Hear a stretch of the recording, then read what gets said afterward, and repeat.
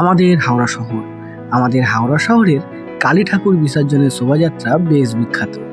মল্লিক ফটক সংলগ্ন যে রাস্তা রয়েছে কালীবাবুর বাজার পর্যন্ত, যে কোনো জায়গায় আপনারা এই বিসর্জনের সময় সন্ধ্যে 7টা থেকে যদি দাঁড়িয়ে পড়েন, একের পর এক প্রতিমা দেখতে দেখতে কখন যে রাত্রি 12টা বেজে যাবে বুঝতেই পারবেন না।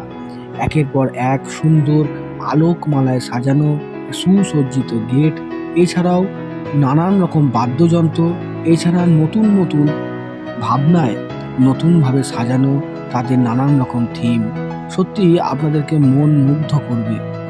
প্রত্যেক বছরের ন্যায় এই বছরেও আমাদের হাওড়া শহরের এই কালী ঠাকুর বিসর্জনের শোভাযাত্রা সুন্দরভাবে হয়। তারই কিছু মুহূর্ত, কিছু কিছু মণ্ডপের সুসজ্জিত গেট এবং বাদ্যযন্ত্র আমি তুলে ধরার চেষ্টা করলাম। ভিডিওটি শেষ পর্যন্ত দেখতে থাকবেন। কিছুটা আমি তুলে ধরার চেষ্টা করলাম, কেমন লাগলো অবশ্যই কমেন্টে জানাবেন।